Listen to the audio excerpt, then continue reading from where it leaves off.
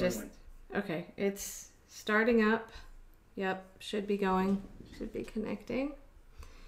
And I will see if I can see if D Live will go here. Hey everyone, we're here back for another show. Hope you all are having a good weekend.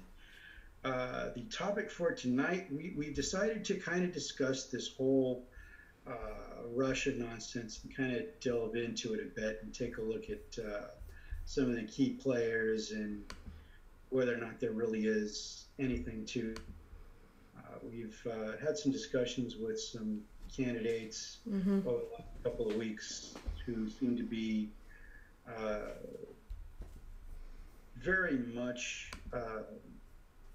in agreement with mainstream media on this, and that there is something to this, and that Russia, for one reason or another, has decided to interfere in our elections and possibly even collude with our current president. Well, talk about that a bit and take a look at it. I think I'll start off with saying you can paint me as a further Putin puppet. Had my Russian friend over for dinner, who actually voted for Hillary. Her husband didn't, however. And she's actually Armenian, but moved to Russia as a baby, and I don't think she'd mind me talking about her in this way. I invited her to come on sometime, actually, and talk. But anyway, she is very much like anti-Russian herself. I mean, she came here in her early 20s, and what she remembers about Russia is there not being any food at the grocery store, and just how terrible it was. And one of the stories I remember her telling me early on, this was, I think, before the election, was she had to tell her mother when her parents moved over here much later after her. She had to tell her mother, now, if you ever get pulled over, for a speeding ticket or something, don't try to pay off the cops. So that was like a real thing. She had to tell her mom. So anyway, she talks about how corrupt it is and is definitely not pro-Russia. So it gets into kind of weird territory when I'm the one saying, I don't buy this. I think it's a false narrative. I am in agreement with Glenn Greenwald and Max Blumenthal, and I think it was a narrative that the Democrats came up with when Hillary lost, rather than look at themselves and why they lost, how they didn't appeal to America. They decided to come up with this. And I guess they seem to forget when Barack Obama told Mitt Romney the 80s called or something, they want their foreign policy back, and kind of made fun of him that, Russia's not our enemy anymore and it's ridiculous. But anyway, they decided to go that route instead of doing an autopsy, as they say, and seeing why they really actually lost. But anyway, tonight at dinner, I got in this discussion with my friend, and she said, well, I sent you the article about the troll farm. And she did. She told me about it before it was in the news, the Internet Research Agency. And I said, yeah, I'm not saying that didn't happen. I believe that happened. We know it happened.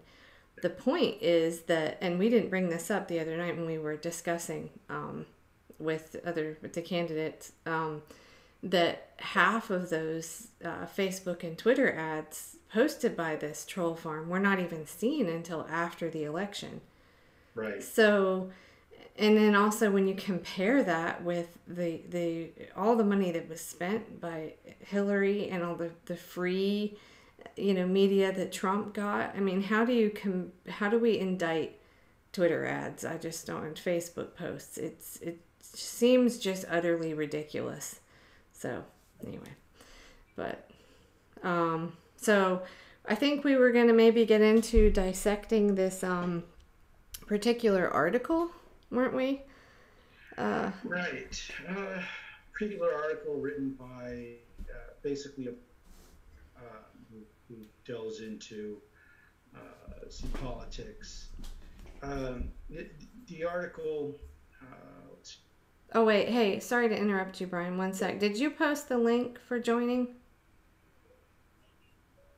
I didn't. So the Zoom link. Hang on. I'll go on. I always forget to do that. And I didn't put it on YouTube, so. I did share the.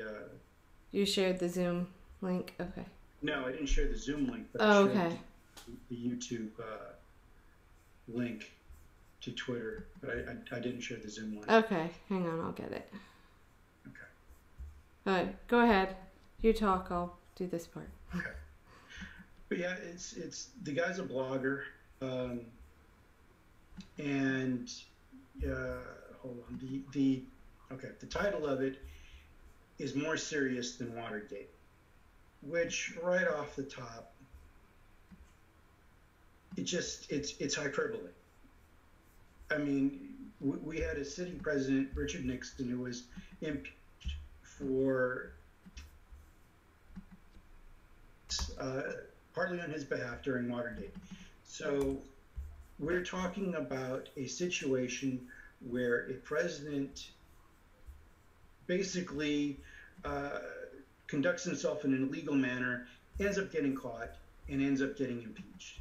So that's the playing field here.